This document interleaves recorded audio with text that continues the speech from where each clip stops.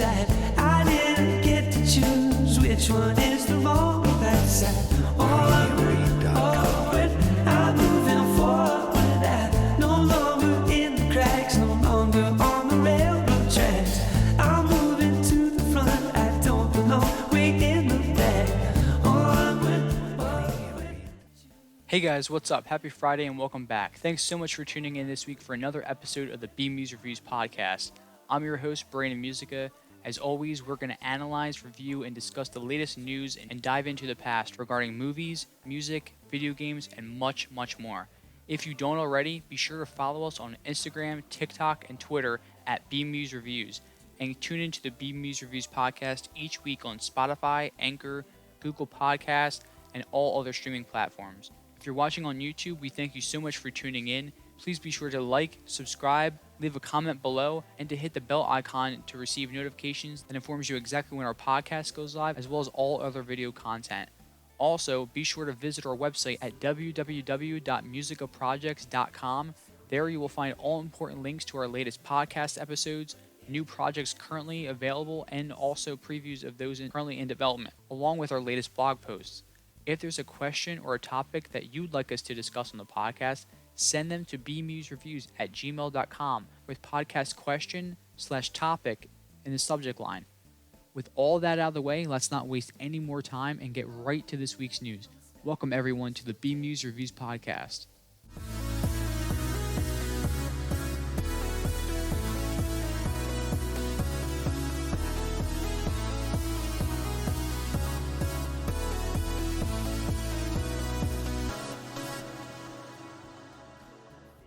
Alright, and topic number 1 today. Madam Web rumored plot details have been revealed. Now, I'm just going to start this off by saying take these rumors with a grain of salt, as there has been no official confirmation for these details about the plot. These are just complete speculation right now. However, it is heavily rumored that the plot details of this film state that it will feature the villain of Madam Web traveling back in time with other villains grouped together as they plot to kill Mary Parker, the mother of Peter Parker, in an attempt to ensure that Peter, Spider-Man, never exists. It is also rumored that a team of heroes will work together in their attempt to foil the villainous plans as well. This is exciting. To be honest, I was not sure what this movie was going to entail, what it's going to be about, and obviously these plot details are just rumors. Right now, nothing is confirmed, but it definitely makes me much more interested in seeing the film and where they go with it. Knowing that it's going to be a period piece, as we discussed last week, it's going to take place likely in the 70s, 80s, sometime around there. That's going to be a really interesting aspect of the film as well. So I'm excited. I'm intrigued by this. The talent involved is definitely going to help propel the film and raise it to a higher standard. So I'm excited to see what they do with this. It's just rumored plot details right now, but knowing that they have working possibly the idea of introducing Mary Parker and also Peter Parker's father in the story. I know in the past we've only gotten to see Uncle Ben and Aunt May, so the fact that we're going to possibly explore these characters and finally see them on screen, it'll be interesting to see for sure. Also very, very curious to see how this movie ultimately connects to the larger Sony Spider-Verse at large. I'm interested to see how it connects to all that. Venom 1 and 2, Morbius unfortunately, but Craven's coming out as well very soon. I think it's coming out in less than a year. I think it's coming out in the winter time, if I'm not mistaken, honestly. We haven't seen anything for that movie yet. Aaron Taylor Johnson, who in Bullet Train's incredible. We're going to talk about his role in that movie a little bit later in the podcast, but definitely looking forward to seeing Aaron Taylor Johnson and in that role of Craven, and to see what the Sony Spider-Verse looks like. It's coming together pretty interestingly. I mean, some hits with Venom and some misses like Morbius, but will Madam Web get it back on track? That is the ultimate question, and what will they give us? Those are the big questions at large right now. So looking forward to seeing what it brings with Madam Web, and looking forward to seeing more details as they are officially confirmed, and you will be the first to know, and we will talk about it here on the podcast. But in the meantime, what are your thoughts? Are you excited for Madam Web? Are you interested in seeing the film? Do these rumored plot details make you more interested in seeing the film? If you're watching on YouTube, be sure to comment below and let us know your thoughts, and also be sure to write to us and let us know as well. Now, topic number 2 today, Cineworld and Regal theaters file for bankruptcy. This comes to us from CBS News. The owner of Regal Cinemas confirmed Monday that it was considering filing for bankruptcy, but promised business as usual as it tries to shore up its finances. British company Cineworld Group said in a statement that a voluntary Chapter 11 filing in the United States was one of the options it was reviewing in an attempt to reduce its debt burden. Meanwhile, Cineworld and Regal theaters were open for business as usual, it added, and would remain so. Cineworld would expect to maintain its operations in the ordinary course until and following any filing, and ultimately to continue its business over the longer term with no significant impact upon its employees, the company said in the statement issued in response to reports last week. All right, well, this comes to us from CBS, as I said, and it's interesting. We will look to see business as usual, but they're obviously just restructuring debt, and it'll be business as usual. The leadership of these companies clearly know what they're doing, and these are just procedural steps to follow in terms of their finances. So nothing too significant here, but definitely interesting, and wanted you guys to be aware of it. So if you have Regal Unlimited, don't worry, your account and your funds and all that, it's all safe. All your Regal Crown Club points, they're all safe. So you can keep on adding to them. Regal and Cineworld are going nowhere, according to leadership, and it is business as usual that they promise. So we will hold them to that. All right, and topic number 3 today, MoviePass is back. MoviePass has returned. It is official. MoviePass is officially going to make its return to audiences across the United States. Now, this news comes to us from CNBC. When it relaunches, the subscribers to the new MoviePass will have the option to sign up for different price tiers depending on where they live. The prices will range between $10, $20, and $30, though there is no indication of yet how many movies users will be able to see each month. Users will still receive a MoviePass branded debit card. In its new incarnation, the debit card will be black instead of red. CEO Stacy Spikes, who co-founded MoviePass in 2011, left the company after it was acquired by Helios and Matheson in 2017 and bought the company back last year, said in an email that users who get on the waitlist will each receive 10 friend invites that they will be able to use once they sign up for the service. For now, only those who get on the waitlist or receive an invite will be able to join MoviePass. It remains to be seen how popular the new MoviePass will become, but Spikes has ambitious plans for his service. In February, NBC News reported that Spikes said he wants MoviePass to be responsible for 30% of all ticket sales across the United States by 2030. Wow. All right, well, that is certainly a goal. That would be a tremendous and astounding feat if they are able to accomplish that as an organization. Wow. Yeah, well, it's really interesting to see. When MoviePass was originally here a few years ago, I myself did not have MoviePass, so I completely missed out on the opportunity to just see a bunch of movies every single day. That would have been a fantastic time, and I am very jealous of those who had that opportunity, but I'm very glad that you had that experience, and I'm curious to know what your experience was with MoviePass. Did you have MoviePass in the past?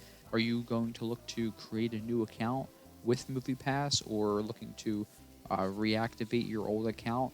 What are your thoughts? What are your plans?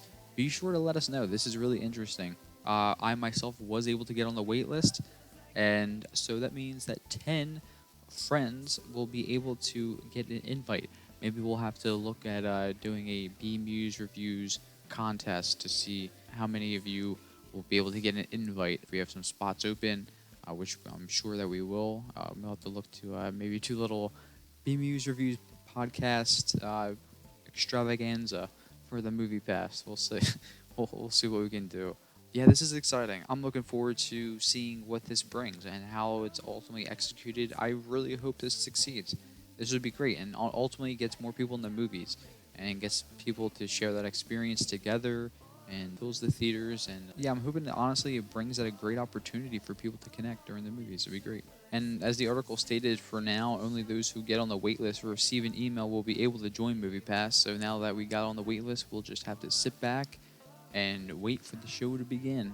So I'll be sure to keep you guys updated on anything that I hear about this, and I'm curious to know your experience with it. Like I said in the past, did you have MoviePass? Are you looking to have it in the future? Were you able to get on the wait list? Yeah, be sure to let us know. If you're watching on YouTube, be sure to comment below, and be sure to write to us and let us know your thoughts as always.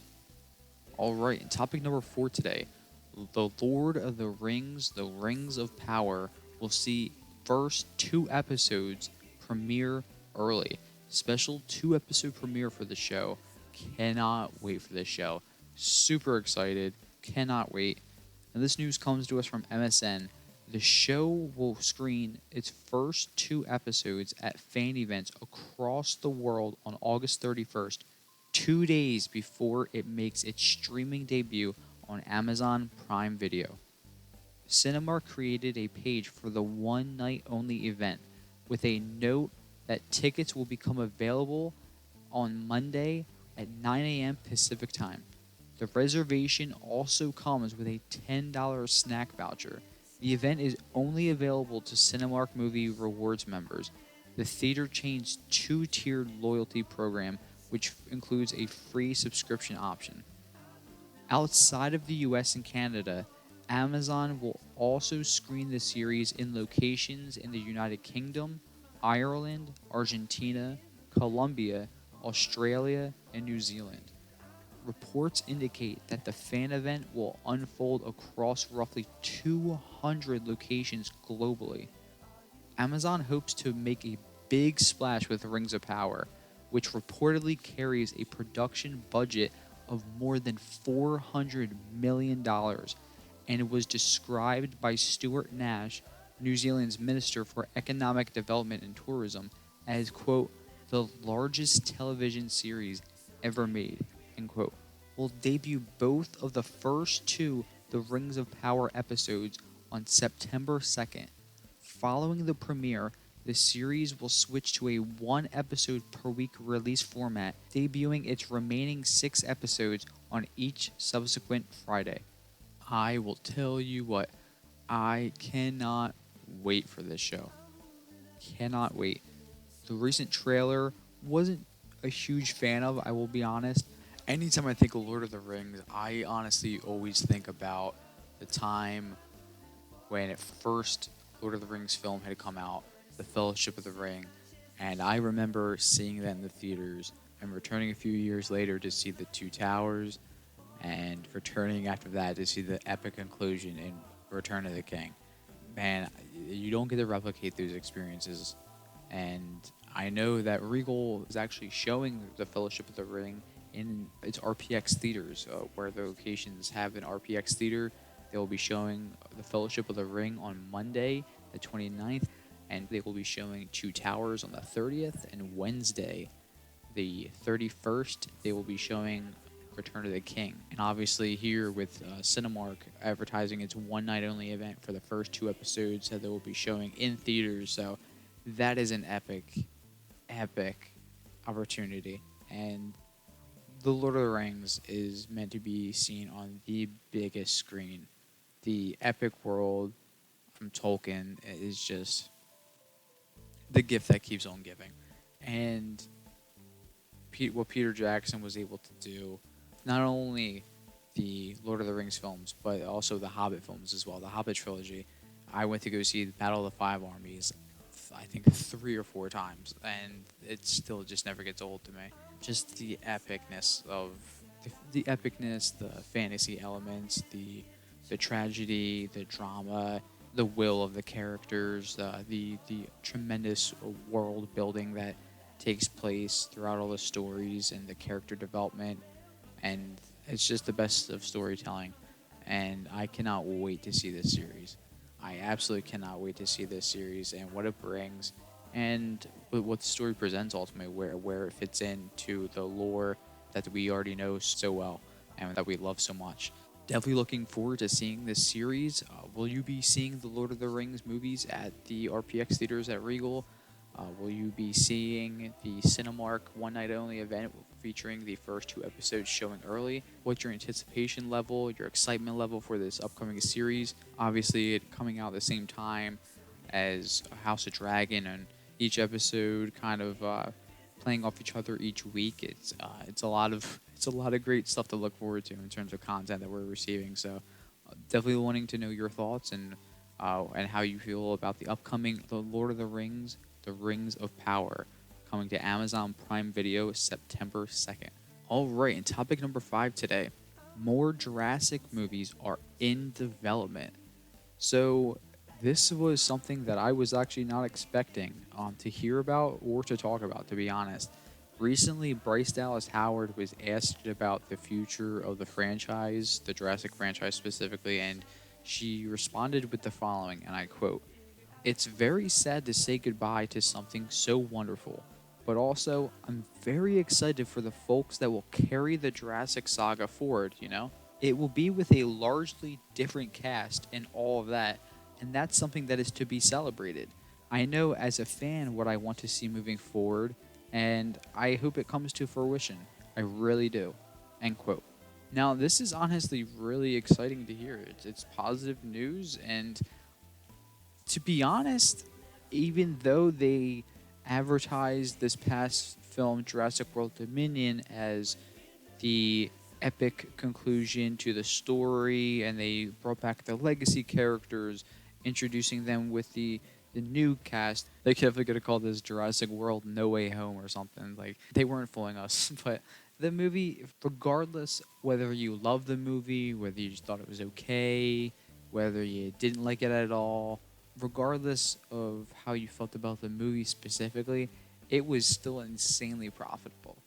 It didn't just make 500 million or 650 million, which is a crap ton of money in itself, but the movie made $970 million, just shy of $1 billion. I mean, for all intents and purposes, this was $1 billion film.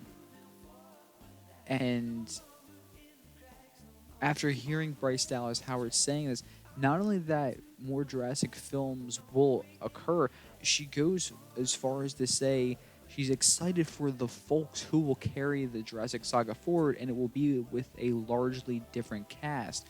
And she's right to say that it is something to be celebrated, but it also comes across as them knowing exactly what they're doing. I'm interested to see what this means and what it means for the Jurassic saga, where we're going to go from here. Does it mean that a series will be heading to HBO Max or whatever HBO Max turns into in the future?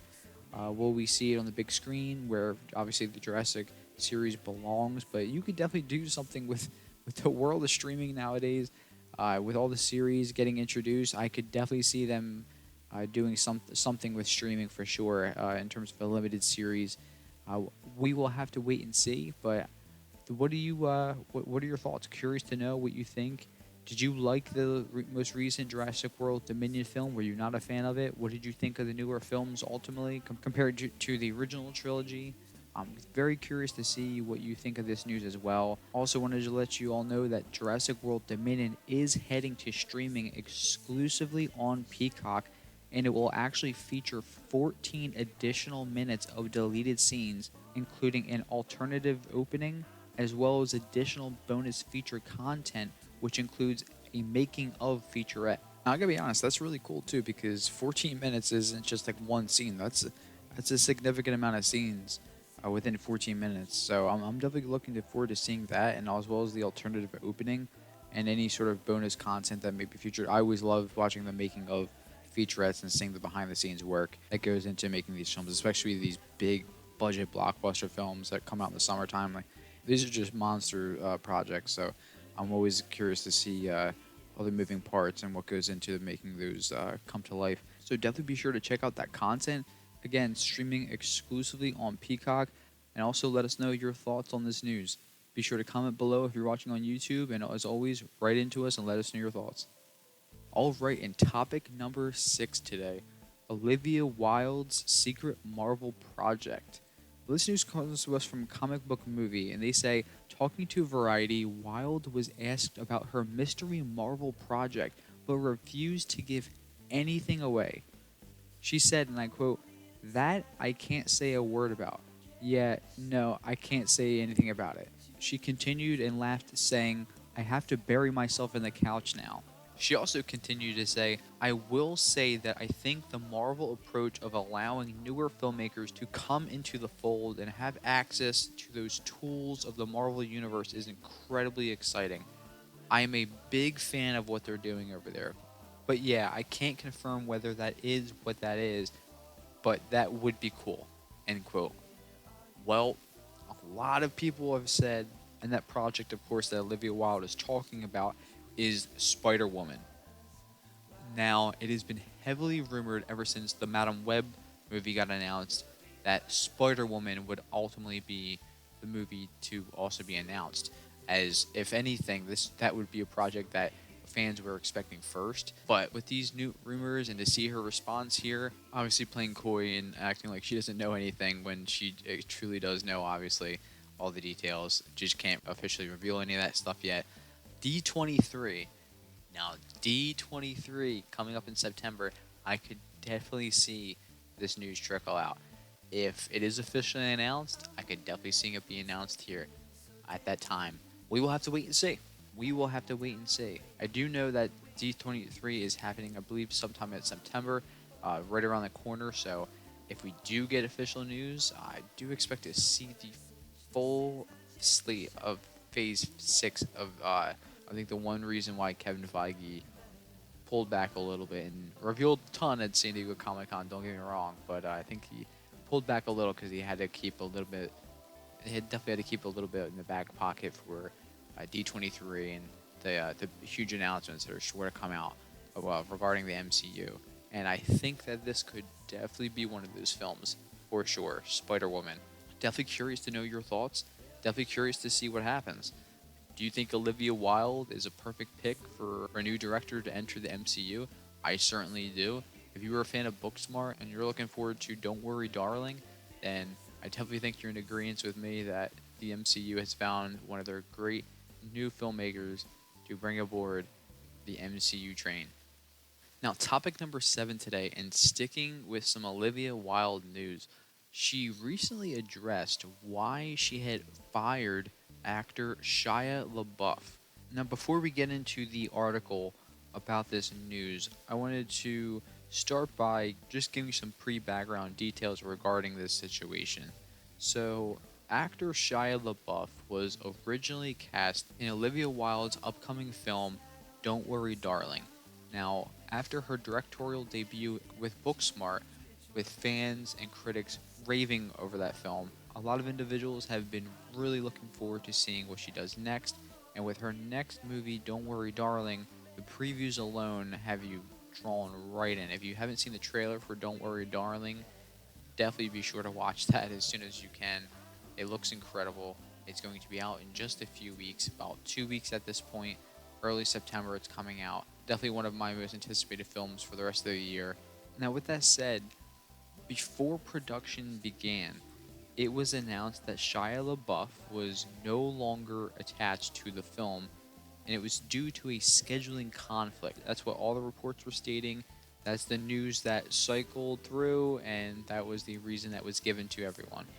Now, the director, Olivia Wilde herself, has come clean about the situation and detailed all of the information from her perspective and it's detailed in a recent article from Joe Blow, and this is what she said, and I quote, "I say this as someone who is such an admirer of his work.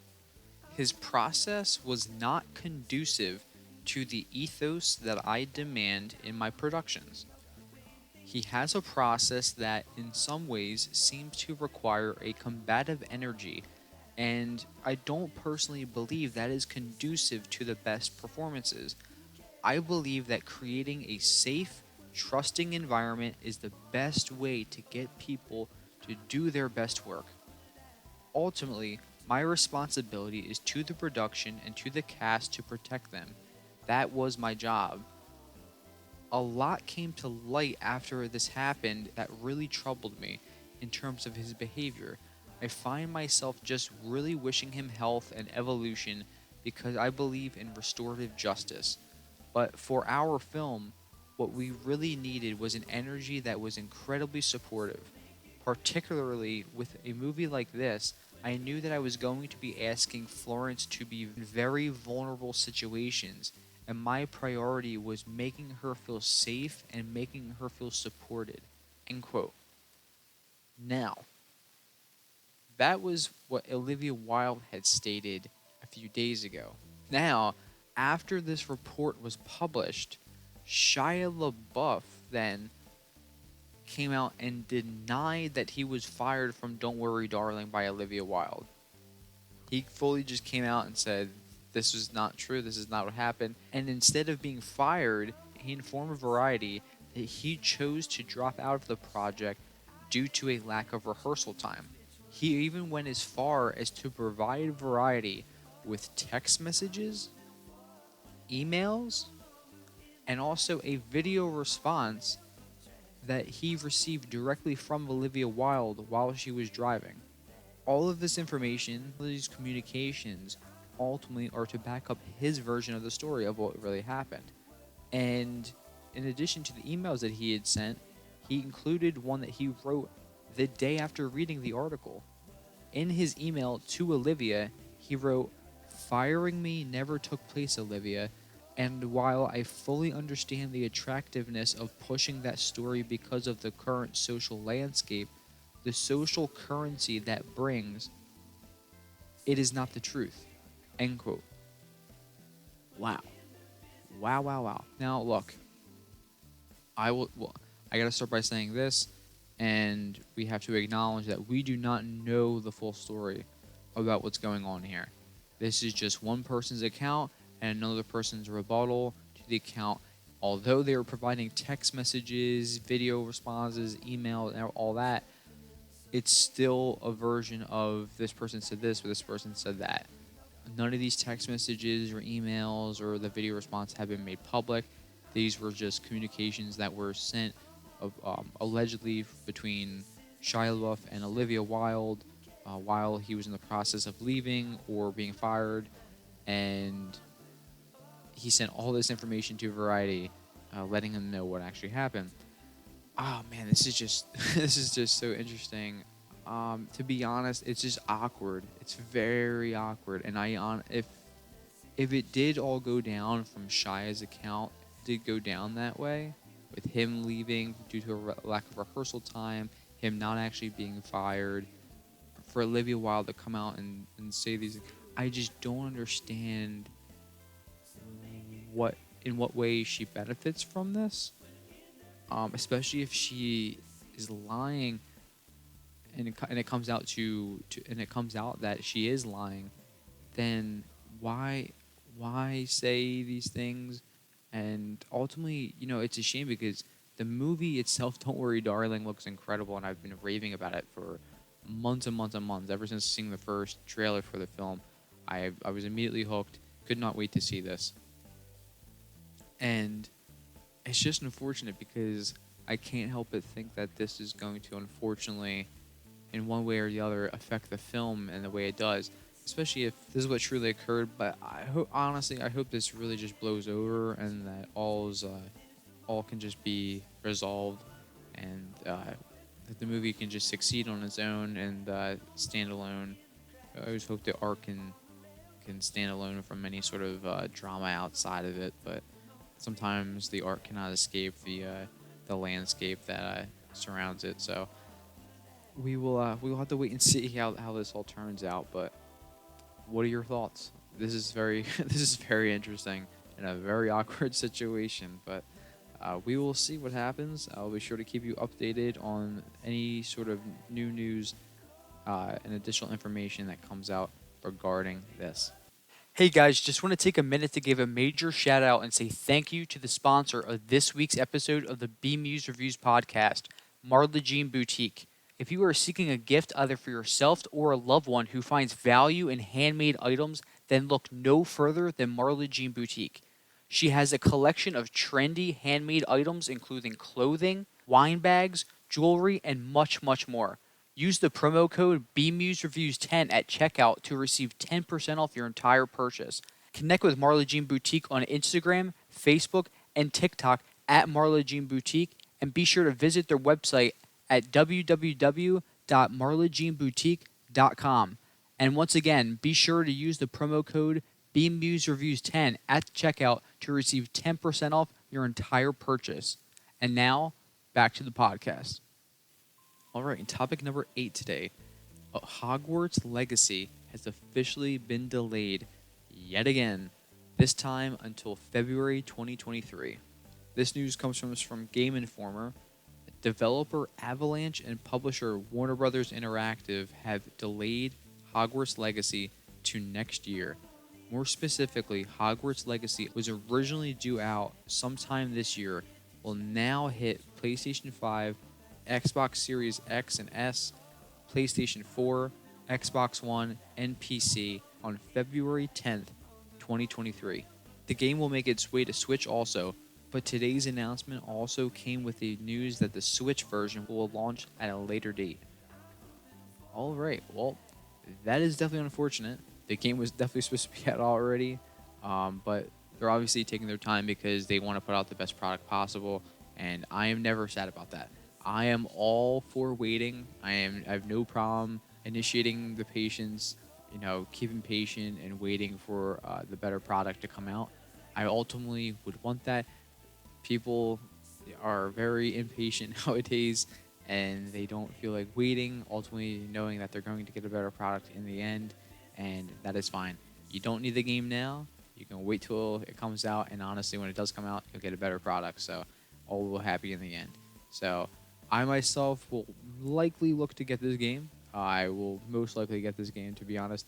I haven't been able to play as many games in the past few years that I would like.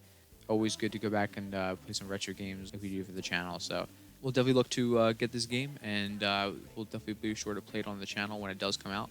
You'll be the first to see it. So looking forward to seeing this game when it does come out. What are your thoughts on the game? Are you looking forward to getting the game when it does come out? Is this the first time you've heard about the Hogwarts Legacy game that's currently underway and under works? What are your thoughts? Let us know. All right, and topic number 9 today, the Rise of Zaslav. The Rise of Zaslav. The age of Zaslav is upon us. Now, David Zaslav, the current CEO of Warner Bros. Discovery, took over as CEO of the company after the $43 billion merger between Warner Media and Discovery Inc. in May of 2021, already instituting a ton of changes. Some are loved, some are not loved. Zaslav and his company also currently face a ton of financial challenges. Now, on top of all that, Zaslav is also tasked with taking streaming to the next level, making sure that HBO Max and all streaming platforms under the branch of Warner Bros. Discovery is ultimately to be just as successful and profitable, if not more profitable and more successful than cable TV in its prime. And how do you do that? Well, ultimately, you come out swinging, and that's what David Zaslav has done since taking over as CEO. And once this merger took over, people really weren't sure what to expect. Definitely can expect him to make some tough decisions. Ultimately, all great companies have great leaders, and great leaders, in order to be great and to have a great company, because of your leadership, you have to make tough decisions. You have to know when to make these tough decisions. You have to be able to differentiate what's a tough decision, what's an easier decision, who you can relegate your other decisions, your lower level decisions, your less important decisions, who can you relegate those to? And ultimately, and for all the challenges and obstacles that do come across your desk, how are you going to approach them? what are you going to initiate, how are you going to utilize the team around you, and how you're going to communicate that message so it's crystal clear why you're doing what you're doing and how it ultimately affects you, the greater team, and the greater company. I think David Zaslav has done a great job of that so far. He's made very tough decisions, and one of them being our next topic that we're going to talk about. The Batgirl movie has officially been shelved. If you haven't already heard about this, yes, the Batgirl movie that we talked about many times on this podcast before, with starring Leslie Grace as Batgirl, Brendan Fraser as the villain Firefly, and also seeing the return of Michael Keaton as Batman, the Cape Crusader, the original Cape Crusader, Michael Keaton, returning for the role in the Batgirl movie, an official victim that has fallen to the mighty Zaslav. Now, the reason behind this was ultimately because of a screening that took place for the movie, and apparently it was just bad enough for Warner Bros. Discovery to pull the plug on the project entirely. They were, I think, very deep into post-production, if not very close to completing the film entirely, and they just completely pulled the plug on it. One of the filmmakers actually recently stated that they attempted to recover the footage of all the files for the film so they could try and salvage and potentially rework some of the material. However, when they went to do so, they noticed that all of the files were completely gone. Everything had been erased. Now, my imagination, just like, I honestly, for my own sanity, I just said, okay, well, the film must have been so bad that it must have never seen the light of day. That could be the case, and that is what I'm telling myself, because otherwise, I'm just going to want to see this film that I know we will likely never see. I feel extremely bad for everybody involved with this project. It's a shame to hear that this film will likely never see the light of day. Crazier things have happened, though. We saw the Snyder Cut eventually. So, because of that, I will never say never. But with this film, it's definitely unfortunate to see and to hear this news. But, again, all great leadership has to make these tough decisions. And you got to know when to ultimately to make them. And in continuation of the tough decisions, our next topic today, topic number 11, Batman the Cape Crusader animated series is now no longer moving forward at HBO Max. The mighty rule of Zaslav continues throughout this podcast, and recently planned animated series Batman the Cape Crusader, which is similar in concept to Marvel's X-Men 97, which is actually set to release pretty soon. This show specifically was set to, I believe, see the cast and crew from the original Batman the Animated Series in the 90s. Absolutely love Batman the Animated Series, and as well as Batman Beyond. Grew up watching both of those shows. So to hear that this animated series was in the works, could not have been more excited for any animated series that was currently in production. Now, this news actually comes to us from MSN. According to TV Line, the series is being shopped around and is scrapped as of now at HBO Max. And it is a sad day for fans of The Dark Knight. The series was meant to take a reimagined look back into the world of the character from Batman the Animated Series artist Bruce Timm, and it's being reported that this is one of 6 projects from HBO and Cartoon Network to be canned, but they'll still be working on them as they're shopped around to other platforms. J.J. Abrams, Matt Reeves, and Ed Brubaker were serving as the executive producers on the series, and having Reeves there, who directed the Batman, gave us such hope for the animated series. It's another disappointing loss in the HBO Max reshuffling, and another loss specifically to the fans of Batman. HBO Max has also seemingly been taking shows off the platform, and everything happening with Warner Bros. Discovery merger is frightening and upsetting in a lot of ways for fans. There was so much to look forward to, and now it is a constant question over what is still being worked on and what instead is done at the network entirely. Wow. All right. As you can see, the mighty rule of Zaslav continues. And because of the decisions and the tough decisions being made, where the money goes, where the money is being spent, which projects to fund, how much effort and emphasis is going to be put into certain projects, and which ones continue ultimately.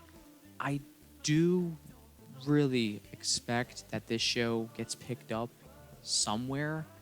I can really not imagine this show being made and not being picked up by someone. If Warner Brothers Discovery is not the ones that want to have this on HBO Max, okay, I can almost bet that 3 or 4 other platforms would be jumping at the opportunity to have this on their platform. Although the series is no longer moving forward at HBO Max, like I said, the silver lining in this news is that the series is actually still being completed and it will be shopped around. So our next hope, we'll just have to hang on the hope that it actually is picked up somewhere. And when it is, if it is, you will be the first to know. We will be sure to talk about it. But with this news coming out, what are your thoughts? Are you upset by this news? How are you feeling about the Rise of Zaslav? How do you feel? Are you a Zaslav fan? Are you not in tune? Are you not a fan? Are you not in favor of the mighty rule of Zaslav and what he brings to the table? Let us know your thoughts. All right, and topic number 12 today. HBO Max to dump underperforming content. This comes to us from Variety.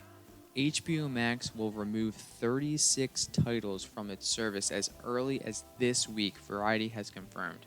A spokesperson from HBO Max attributed the decision to the pending merge of the platform with Discovery Plus, which is also owned by Warner Brothers Discovery.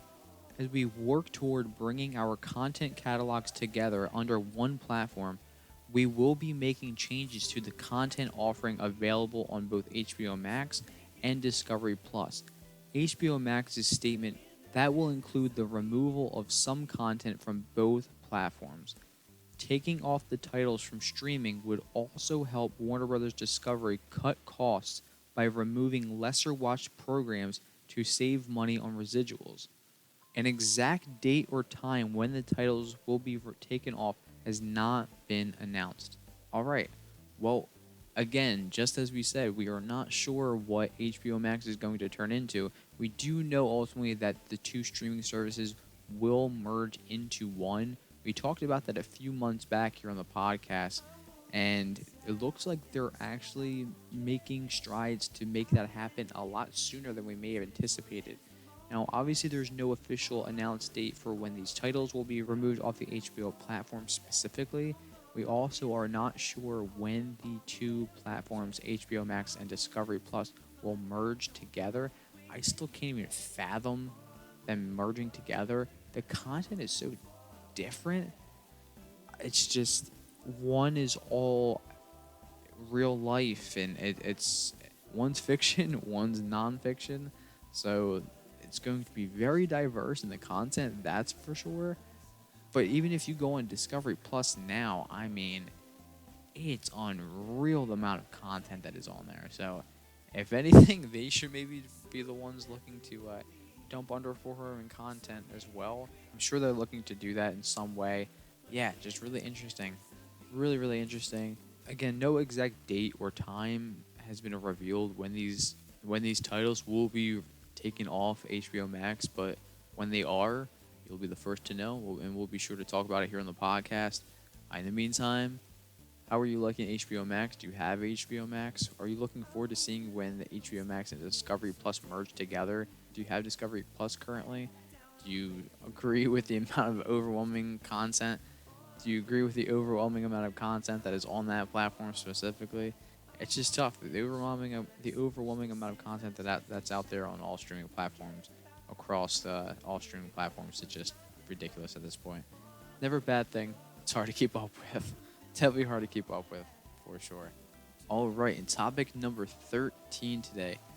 Aquaman 2 and Shazam 2 have been delayed again. Yep, you heard that right. This comes to us from MSN. Warner Brothers announced a slew of release date changes on Wednesday, pushing the Aquaman follow-up from March 17th, 2023 to December 25th, 2023. The Shazam sequel will open on the date previously occupied by Jason Momoa's hulking King of Atlantis. The story about Zachary Levi's Billy Batson was originally set for December 21st, 2022. On its new date, Aquaman and the Lost Kingdom will debut a few days after Star Wars spin-off Rogue Squadron that will come out on December 23rd, 2023.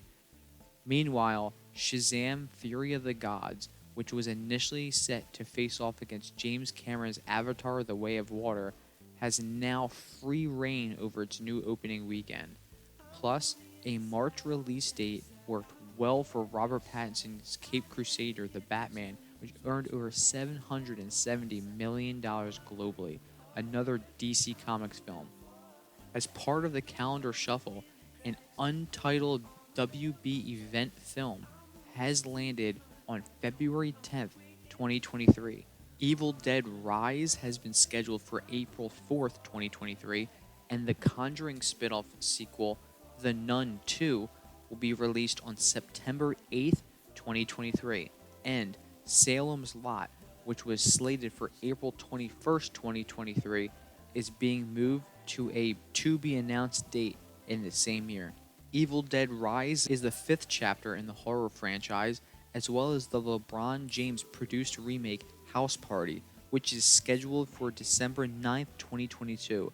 We are expected Evil Dead Rise, the fifth chapter in the horror franchise, as well as the LeBron James produced remake House Party, which is scheduled for December 9th, 2022, were expected to debut on HBO Max, but both films will now play exclusively in theaters. Well, this is insane news, because just when we thought we were going to be able to have a solidified DC calendar period moving forward, after they just announced the new slew of dates, they announced another new slew of dates. So I would not be shocked if they announce more dates, but I'm hoping they stick to this plan, because I think they know what they're doing with this specifically. And Aquaman 1, the first Aquaman film, coming out around the same time during Christmas in December, and making, I think, close to $1 billion, if not over $1 billion worldwide. And now following the same path with the second film, I think it's going to work for them, and I understand why they did it. It sucks to see the constant jump around with the films, but what can you do?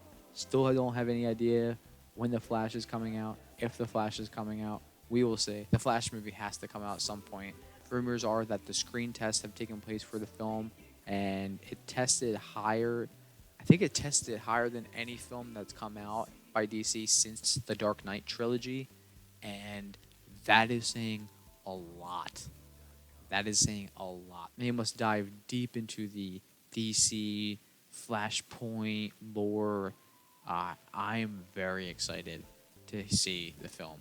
We don't have any idea when it's going to come out, but with all these new shuffling dates with the current DC landscape, I think that we'll get an announcement some point in the near future.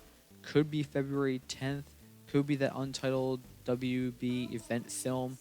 Who knows? They might rename The Flash. Who knows?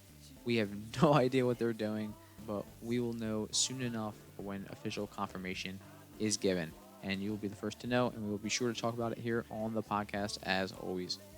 All right, and topic number 14 today. Recently got a chance to see Bullet Train in theaters.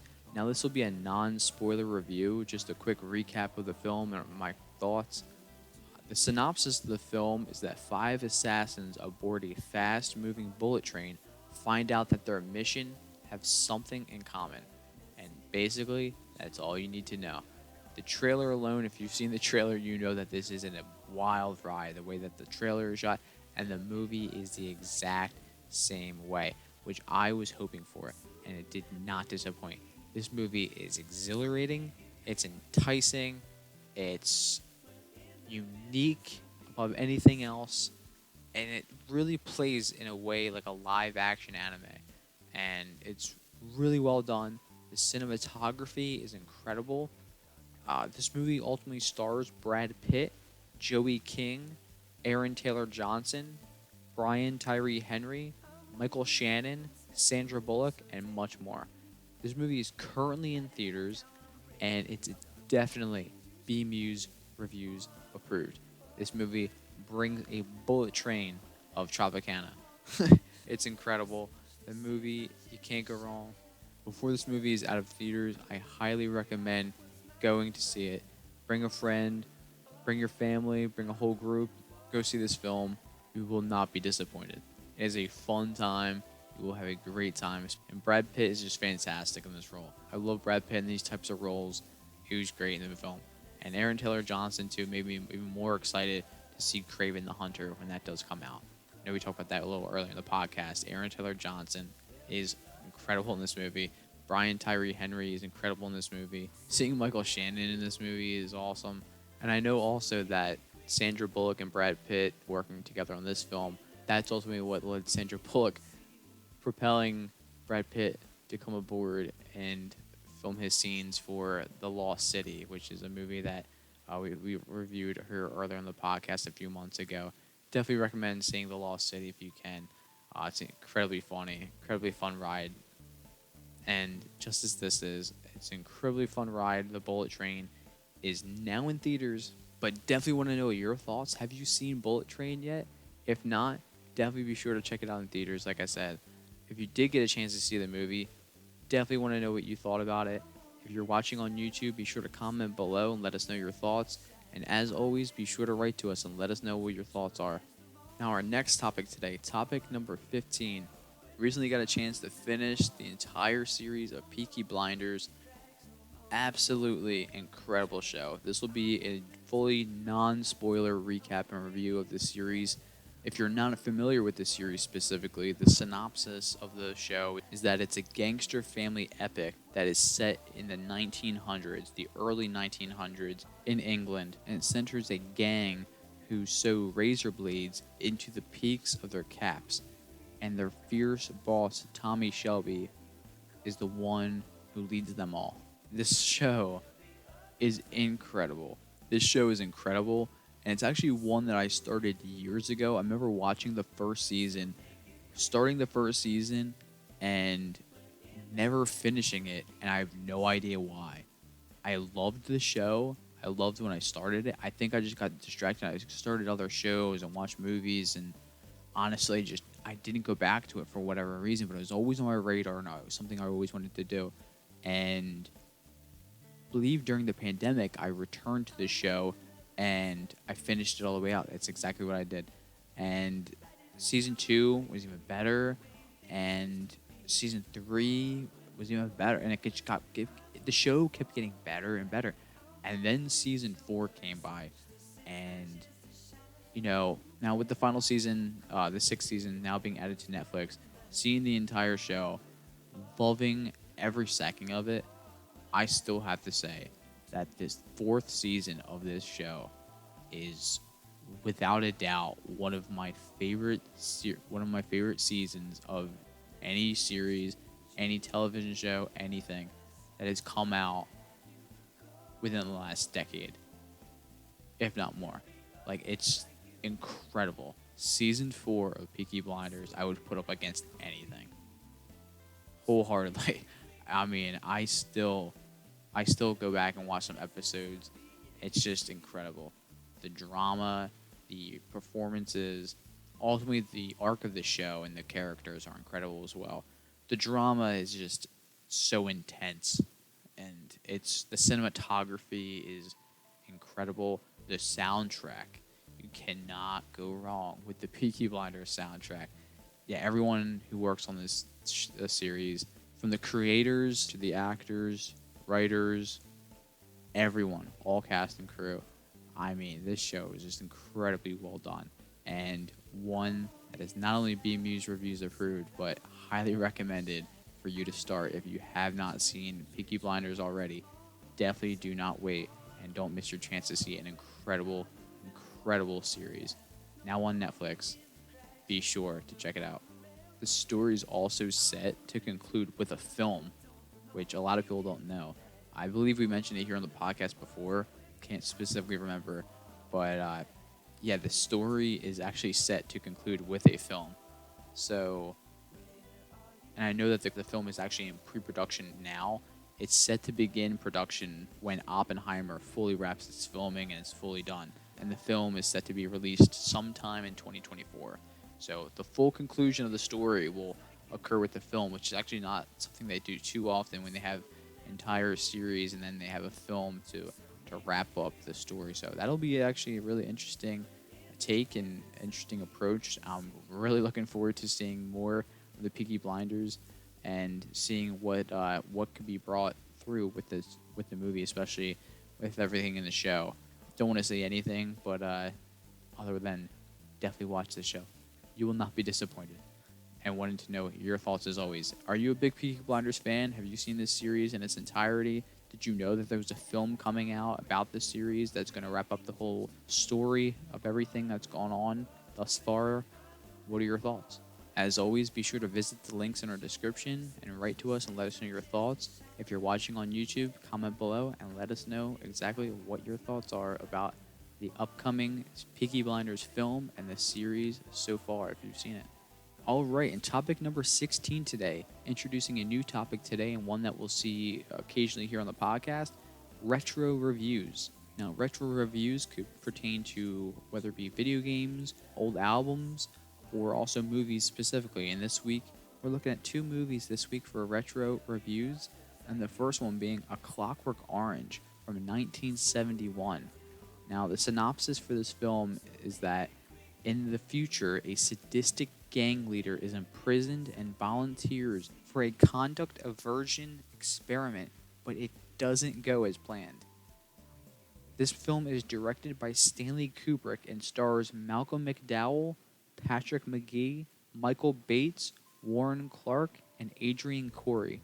This is a movie that I absolutely love. Really like Stanley Kubrick's directorial perspective, just the way he presented and shot films, his artistic approach, his creative approach, his mindset. And I watch this film every few years, and it is the pure epitome of a cult classic film.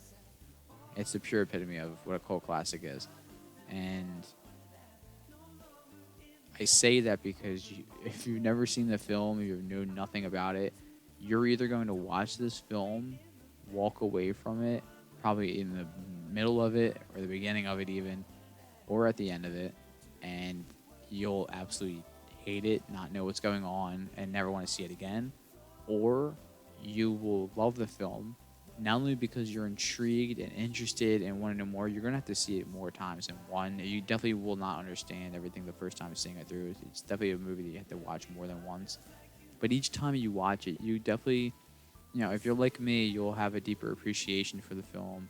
You'll have a deeper appreciation for not only the film, but also the story ultimately and what it's saying. Every bit of dialogue, every little symbol that's shown, all the sequences involved in the film. What's the purpose of every single moment of the film, and what's it ultimately trying to tell me? What's the message it's trying to convey to the audience, and how does it all come together into one cohesive message? I think that's the driving force behind seeing the film so many times, is trying to put the puzzle pieces together. It's a fun challenge and something that I enjoy doing while watching the film the first few times. And the book too. In college, I was actually going to take a stab at reading the book Clockwork Orange in its entirety, but I actually did not take the chance. But I need to do that very soon. That's something I have not done yet. I know it's definitely a difficult task. It's not the easiest read. Definitely not an easy read, but definitely one that I need to accomplish sometime in the near future for sure. But with that being said, Clockwork Orange is just an absolute classic. Not just a cult classic, but it's a classic film. And it's a classic story about society at large. And there's been many depictions of what that means and what that entails and how it can go for not only the individual at the center of the film, but for society at large in general. And I think it does a brilliant way of transferring its message on screen to its audience through the medium of a book as well as through the film. And it's just incredible. It's an absolute classic. And Stanley Kubrick, if you've seen The Shining, you know, does not pull any punches when it comes to his style and his approach to filmmaking. And this film is no exception to that. It's an absolute classic film. Be warned, it is deeply disturbing. There are many elements that will make you wonder, why am I watching this film?